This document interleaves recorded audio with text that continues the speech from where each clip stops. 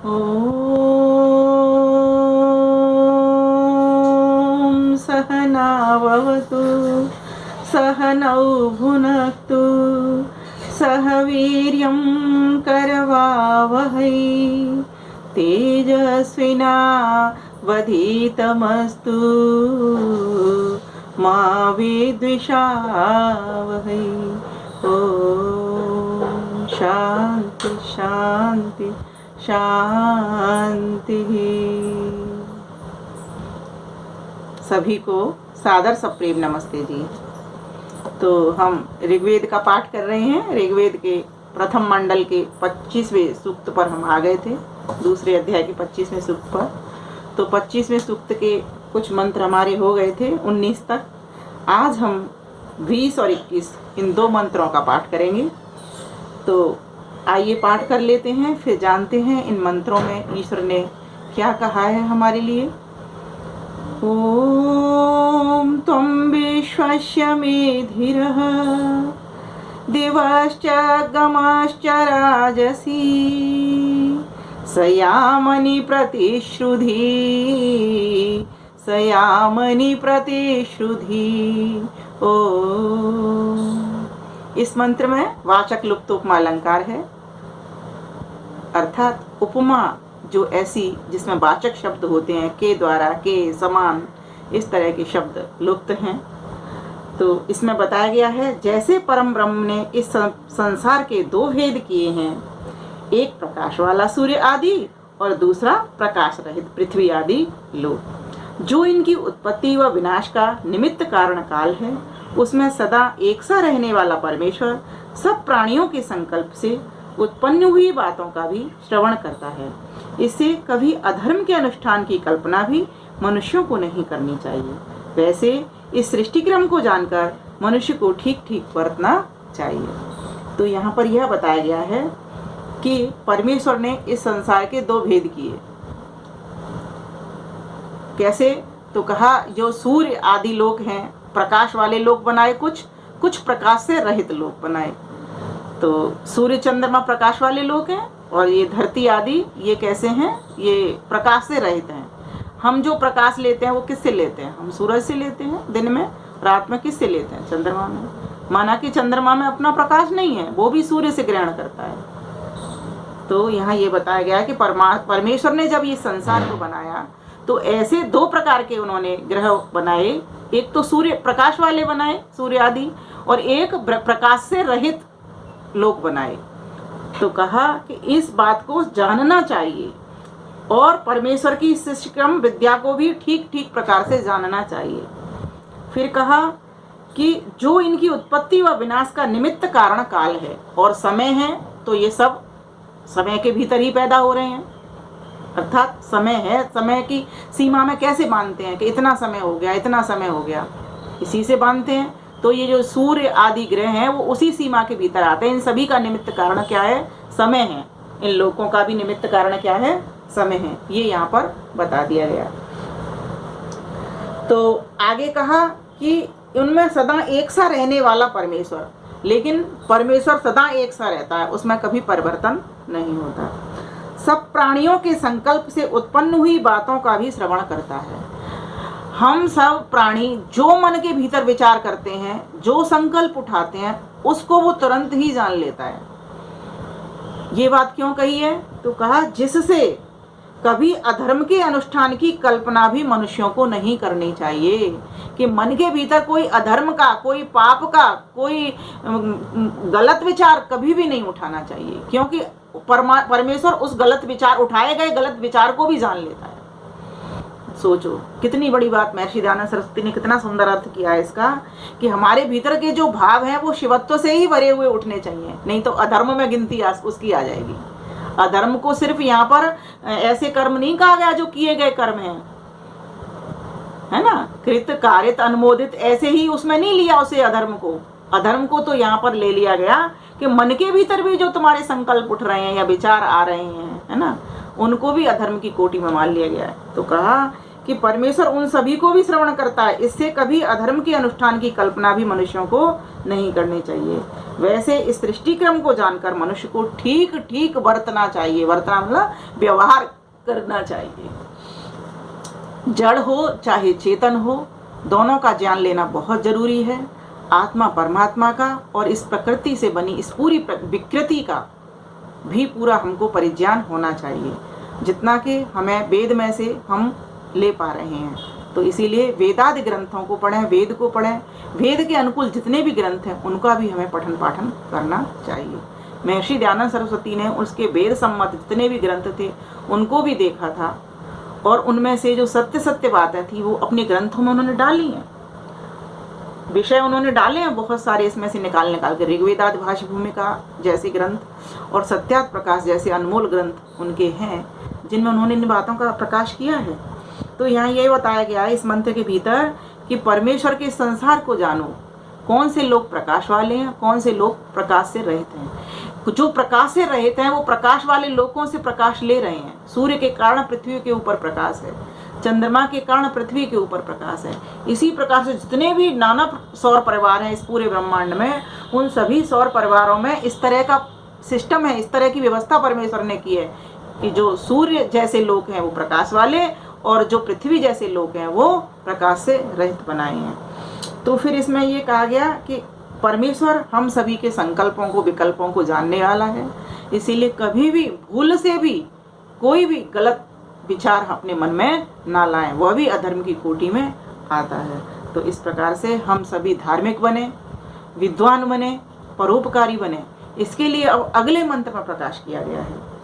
ओम उदुत्तमं मुमुग्धिनो विपाशं मध्यम श्रुत अवाधमानि जीवसे अवाधमानि जीवसे। ओम स्वर और छंद वही चल रहा है। जैसे धार्मिक परोपकारी विद्वान होकर, देखो ये कह दिया ना, धार्मिक कौन है?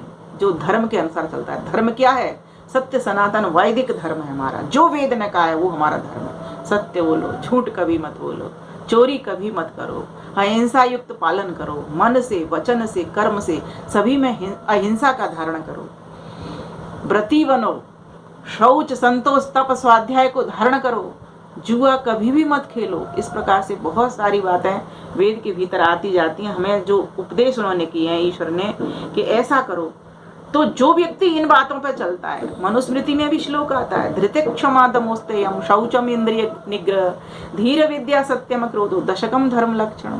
तो जो व्यक्ति इन धर्म के 10 लक्षणों पर चलता है वो धार्मिक है। जो अपने धर्म को भी निभाता है, जो उसका जिस वर्ण के भीतर व्यवस्था में रहता है, ब्राह्मण, क्षत्रिय, वैश्य, शूद्र, जैसा भी उसका वर्ण है कर्म के अनुसार, उस पर व्यवस्था पर भी चलता है तो वो उसका धर्म है, उसके अनुकूल चलता है। क्योंकि हमें वेद के भीतर वर्ण की व्यवस्था का भी वर्णन दिया गया है कि जो जो व्यक्ति कर्म जिस तरीके की कर्म करता है उस तरीके का उसका वर्ण कहलाता है, और उसके अनुसार अगर उसको ठीक प्रकार से वो फॉलो करता है, अनुसरण करता है, तो वो समझो पालन कर रहा है वेद की आज्ञा का। तो इस प्रकार से, और अपने आश्रमों की तरह से भी, आश्रम अगर गृहस्थ आश्रम में तो उसका भी धर्म निभाने वाले बने, और एक सामान्य धर्म जो अपना धर्म है, खाना पीना चलना फिरना, उसको भी वेद की आज्ञा के अनुसार ही करें। तो इस प्रकार से हम वेद के अनुकूल, मैं तो कहती हूँ धार्मिक का मतलब ही वेद के अनुकूल चलना है। तो जो व्यक्ति वेद के अनुकूल चलता है वो धार्मिक है। दूसरी बात इसमें कह दी परोपकारी, दूसरे का उपकार करे हमेशा। वैसे तो व्यक्ति जीवात्मा स्वार्थी है, तो कोई भी उपकार का भी कर्म करता है तो वो अपने लिए ही करता है। मेरा तो ये मानना है। वैसे दूसरी बात ये है कि निष्काम कर्म जब वो व्यक्ति करता है तभी वो परोपकार की श्रेणी में आता है। अगर कोई व्यक्ति विद्यालय बनाता है, भिखारियों से मतलब भूखे लोग, निर्धन लोगों की समस्या को हल करता है, या कहीं विद्यालय गुरुकुल खुलवाता है, या कहीं कुएं वगैरह या जल की व्यवस्था करता है, या जो भी कोई परोपकार के काम हो सकते हैं, ऐसे कामों को करता है, तो व्यक्ति वो परोपकारी है और उसमें अपना कोई हित नहीं चाहता, बस सिर्फ जनता की सेवा के लिए उसने ये काम करने हैं। तो व्यक्ति वो परोपकारी है। जैसे कि वृक्ष कबहु नहीं फल वके, नदी न संचयनी, परमार्थ के कारण साधुन धर्या शरीर। जिस प्रकार से नदी कभी अपना पानी नहीं पीती, वृक्ष कभी अपने फलों का भक्षण नहीं करते, हम उनके सभी फल हमारे लिए हैं, उस प्रकार की वृत्ति हम लोगों की होनी चाहिए, जैसी की वृत्ति साधु की होती है, एक सज्जन पुरुष की होती है। साधु से अर्थ ये नहीं भगवा वस्त्र पहन लिए सिर्फ वही साधु है, वह भी साधु हो सकता है अगर वो सज्जन है, तो कोई भी साधु हो सकता है। तो यहाँ पर यही बात कही है कि साधु किसको कहा गया, तो साधु तो कहा गया जो वृक्ष की भांति सभी को अपना वस्तुएं भेंट कर रहा है, दे रहा है, सिर्फ इस भावना से कि दूसरे का पेट हो, दूसरे का कल्याण हो। जिसके पास ज्ञान है, जिसके पास श्रम है, जिसके पास शक्ति है, जिसके पास बुद्धि है, जिसके पास विद्या है, वो अपना सब कुछ देता चल रहा है सिर्फ इसीलिए कि जनता की सेवा हो, तो इसके लिए श्रम कर रहा है वो व्यक्ति परोपकारी। विद्वान अर्थात ज्ञानी और ज्ञान को परोपकार में और धर्म में लगा रहा है, बस इतनी सी बात समझनी है। तो ये तीन चीजों का जो व्यक्ति पुरुषार्थ कर रहा है, महर्षि आनंद सरस्वती कहते हैं जैसे धार्मिक परोपकारी विद्वान होकर ईश्वर की प्रार्थना करते हैं। तो पहले पुरुषार्थ की बात उन्होंने की है, फिर कह रहे हैं प्रार्थना करते हैं, जगदीश्वर उनके सब दुख बंधनों को छुड़ाता है, परम पिता परमेश्वर उनके दुख बंधनों को छुड़ा करके सुख युक्त करता है। कोरी प्रार्थना करो अगर अच्छे संकल्प भी उठा लिए लेकिन उस पर चलो मत, तो बात बनती नहीं है, उनके दुख छूटते नहीं है। दुखों को जैसे कपड़े पर मैल लग गई, मन में आया कपड़ा धोना है, बात तो ठीक है कपड़ा धोना है, लेकिन कपड़ा धोया नहीं तो मैल छूटेगी नहीं। इसीलिए कोई भी ज्ञान है, अगर ज्ञान हो गया हमको, फिर उसका हम धारणा भी ज्ञान का करना है, तो उसे अपने जीवन में धारण करना ही पड़ेगा, उस पर चलना ही पड़ेगा। इसीलिए ज्ञान और कर्म के दोनों के जोड़े हैं एक साथ साथ। कई व्यक्ति ज्ञानी तो होते हैं लेकिन कर्म नहीं करते, तो भी बेकार है। कई लोग कर्म ही कर्म कर रहे हैं, उनको ज्ञान ही नहीं है कौन सा कर्म ठीक है कौन सा कर्म ठीक नहीं है, बस करे चले जा रहे हैं। भक्ति कब पैदा होती है, जब शुद्ध ज्ञान है व्यक्ति को, जिस वस्तु का, व्यक्ति का, स्थान का, समय का, प्राणियों का, और उसी के अनुसार वैसा बर्ताव कर रहा है और वेद के अनुकूल व्यक्ति बर्ताव कर रहा है। इस प्रकार का विद्वान हमको बनना है। तो कहा परमेश्वर अगर पुरुषार्थी व्यक्ति प्रार्थना करे साथ साथ, तो ऐसे व्यक्ति को ही फिर दुखों के बंधनों से छुड़ा करके सुख युक्त करता है, आनंद से भरता है। तो कहा कि वैसे कर्म हम लोगों को क्या न करने चाहिए, करने चाहिए। उत्तर निकलेगा करने चाहिए, बिल्कुल करने चाहिए, क्योंकि कौन नहीं चाहता सुख, कौन नहीं चाहता दुखों से छूटना, सभी दुखों से छूटना चाहते हैं, सभी सुख पाना चाहते हैं। तो जब हम दुखों से छूटना चाहते हैं, सुखों की प्राप्ति करना चाहते हैं, तो सबसे अधिक सुख कहाँ है, जिसमें कोई भी दुख नहीं है।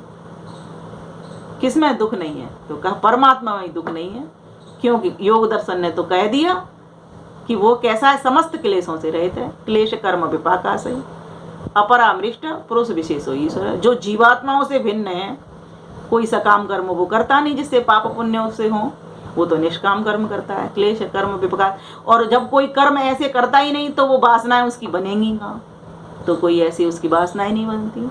तो जीवों से उसकी विशेषता बिल्कुल अलग है।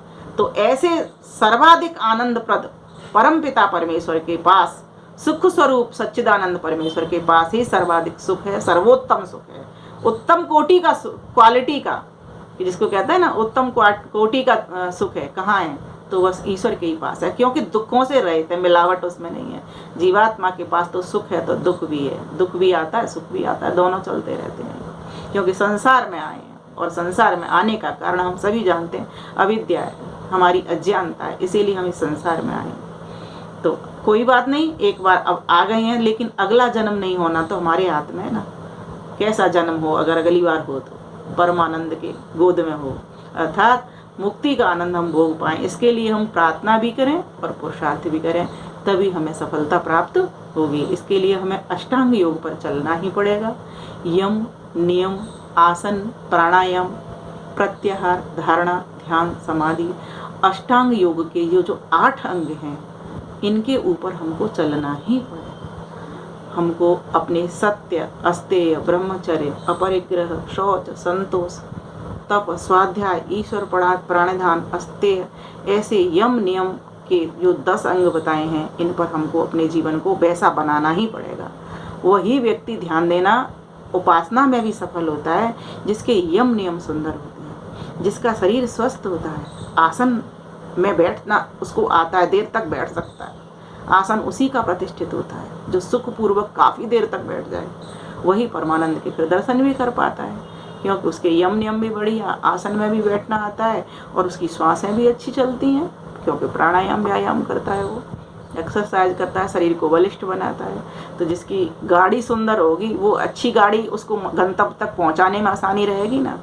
तो इस प्रकार से यहाँ पर बताया गया कि वही व्यक्ति ईश्वर के आनंद को प्राप्त कर सकता है जो कि यम नियम पर चलने वाला है, आसन प्राणायाम को करने वाला है, प्रत्याहार वाला जीवन बनाने वाला है, अर्थात विषयों से हट करके उस जो परमपिता परमेश्वर है उसकी ओर अपने रुख और मुख को करने वाला है, उसी की धारणा बना करके एक जगह पर मन को टिकाने वाला है, उसी का ध्यान करने वाला है, उसी के ओम नाम के द्वारा तदर्थ भावनम तज्जप तदर्थ भावनम उसका जप करने वाला है, भावना बना करके। ऐसा ही व्यक्ति फिर समाधिस्थ भी होता है, एकाग्र चित्त भी होता है और संप्रज्ञात के साथ साथ फिर असंप्रज्ञात समाधि तक भी वो बढ़ जाता है।